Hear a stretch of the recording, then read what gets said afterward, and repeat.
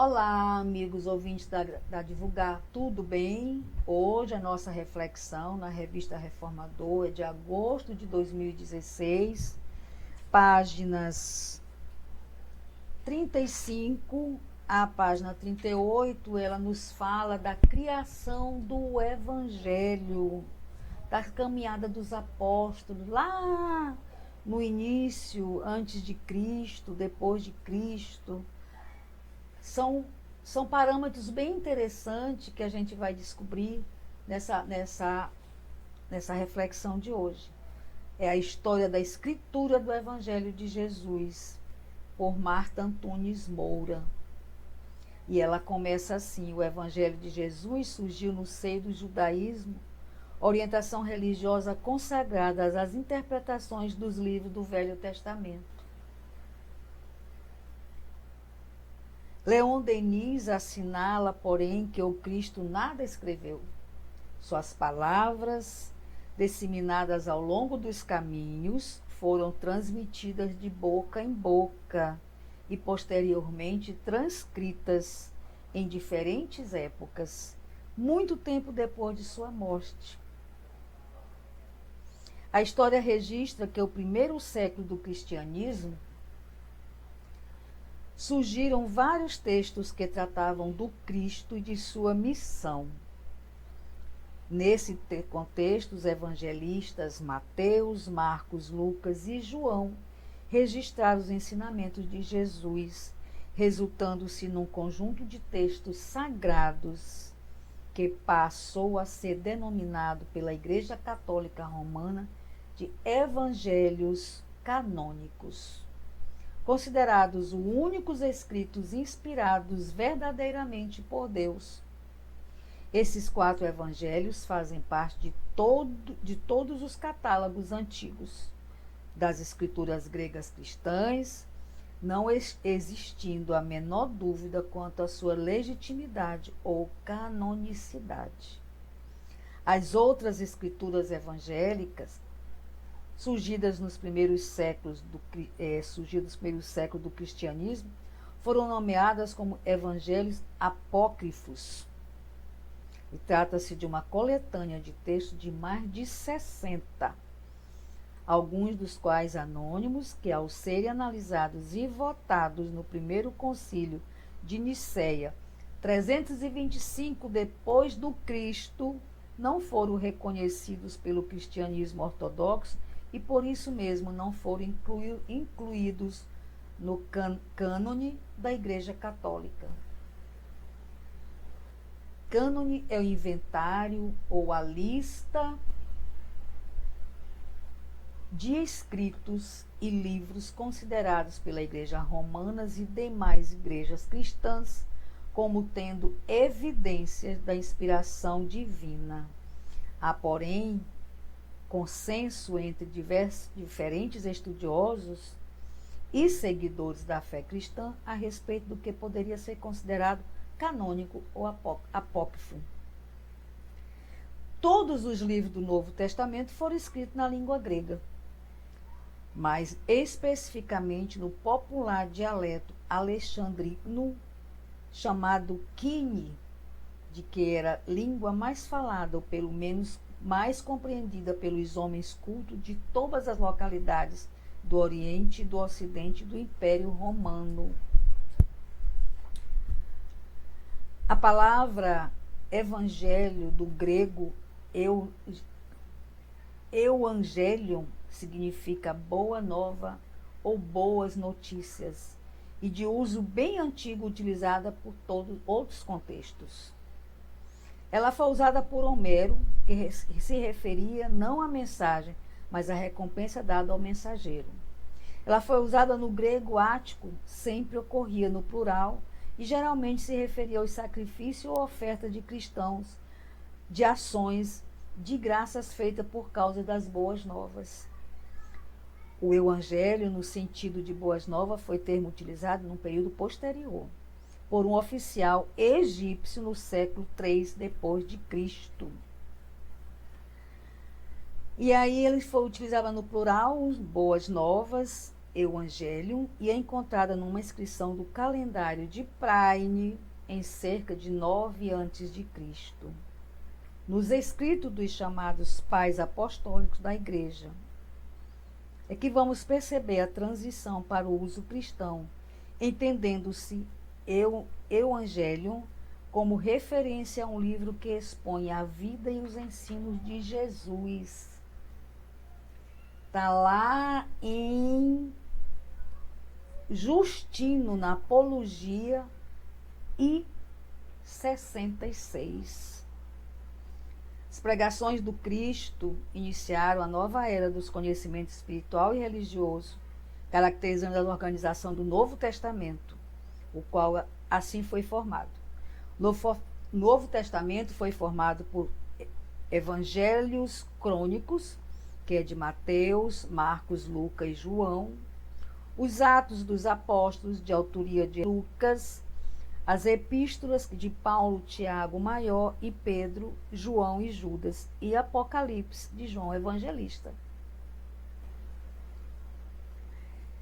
O conceito, entanto, não é estranho a Lucas, né? Quando ele fala que prescindemos, todavia, que apenas 2 evangelistas, Mateus e Marcos, utilizaram a palavra evangelho no sentido etimológico de boas novas ou boas notícias. E fala que esse conceito ele não é estranho a Lucas. Ele emprega o verbo 26 vezes em Lucas, Atos, e 2 vezes o substantivo nesse último livro. No quarto evangelho não há sinal do verbo nem de substantivo, né? E a composição dos evangelhos por Mateus, Marcos e João é analisada por teólogos e estudiosos na base, na teoria das 2 fontes elaboradas a partir da metade do século XIX. As fontes são fonte da similaridade, fonte Q, a letra Q, o Evangelho segundo Marcos, o Evangelho segundo Mateus, o Evangelho segundo Lucas e o Evangelho segundo João. Essas são as fontes que aconteceram a partir do século XIX.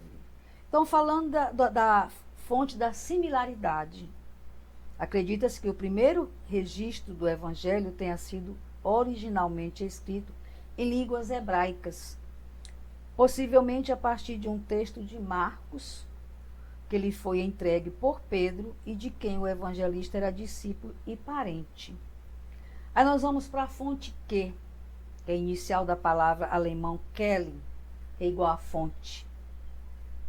Ela se apoia sobre a tradição dos anciãos noticiadas por Clemente de Alexandria.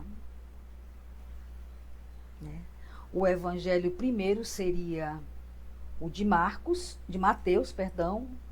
de Lucas dependeria de Mateus e Marcos, e vindo por último dependeria tanto de Mateus como de Lucas, os quais eles teriam simplificado. E aí, em termos históricos, há 2 traduções do Novo Testamento que merecem destaque. Vulgata, latina. Vulgata igual a divulgada, fixada a partir do século IV. Após o extermínio do trabalho da catalogação e tradução do erudito Jerônimo, 347 a 420 d.C., destacado teólogo, historiador e doutor da Igreja Católica. A tradução definitiva em língua inglesa do uso comum entre os povos anglo-saxões foi publicada em 1611.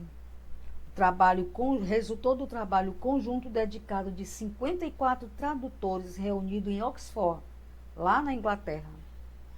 O Evangelho segundo Marcos, sobrinho de Pedro e primo de Barnabé, é considerado o primeiro evangelho escrito entre os anos 60 e 70 depois de Cristo. O Evangelho segundo Mateus, ele foi escrito entre os anos 80 a 100 depois de Cristo na Palestina. Voltando rapidamente lá no Evangelho de Marcos, ele aconteceu antes da destruição do Templo de Jerusalém, ocorrido nos anos 70. É um texto escrito em estilo muito simples, marcado por palavras em aramaico e de pouca precisão histórica, fundamentado em reminiscências de relatos de Pedro e outras pessoas que conviveram com Jesus. E acredita-se que João Marcos tenha escrito o seu texto quando ele se encontrava em Roma. Marcos procura revelar Jesus como o Messias prometido ao povo judeu, o Filho de Deus. Aí vem o Evangelho segundo Mateus. Foi escrito entre os anos 80 a 100 depois de Cristo, lá na Palestina. Acrescenta detalhes significativos: genealogia de Jesus, infância, o Sermão do Monte e as bem-aventuranças. Recorreu das citações do Velho Testamento, Mateus, Jesus, um rei, cujos ensinamentos são destinados a todos os povos. Aí vem o Evangelho segundo Lucas. Ele foi escrito por um médico grego que não pertencia ao colégio apostolar, nem conheceu o Cristo. Os seus escritos apresentam a vida e missão de Jesus de forma organizada, historicamente bem delineada e elaborada segundo informações pesquisadas em várias fontes. Texto de Marcos, esclarecimento de vários discípulos, de Maria, mãe de Jesus, de Paulo de Társio e outros. No período entre os anos 65 e 100 depois de Cristo, Lucas enfatiza na doutrina cristã o poder da oração, o cuidado para com os pobres, as crianças e as mulheres, apresentando Jesus como Filho de Deus, portador do elevado sentimento de humanidade e de compaixão para com os fracos, os aflitos e marginalizados. Olha, que interessante esse conhecimento aqui. Lá em Lucas já estava prescrito a nossa doutrina, que é o poder da oração, o cuidado para com os pobres, as crianças e as mulheres, apresentando Jesus como Filho de Deus, portador de elevado sentimento de humanidade e de compaixão para com os fracos, os aflitos e os marginalizados. Que maravilha, hein? O Evangelho segundo João foi escrito por volta dos anos 100 da nossa era, é muito diferente dos demais. João é canal de Deus para nos fazer compreender Jesus, o Verbo divino. O texto de João apresenta estreita relação das partes como o conjunto da obra e vice-versa. O plano que estrutura o Evangelho de João é essencialmente espiritual, não histórico-narrativo. João não só proclama a messianidade de Jesus, mas a sua filiação divina, afirmando que, para termos vida, precisamos crer em Jesus. O contexto dos escritos evangélicos de João transcende as épocas, projetando Jesus como o Senhor de todos os tempos e, sem dúvida, o evangelho da humanidade regenerada. E, por último, lembramos que a forma como hoje estão escritos os textos sagrados da Bíblia, Velho e Novo Testamento, é bem diferente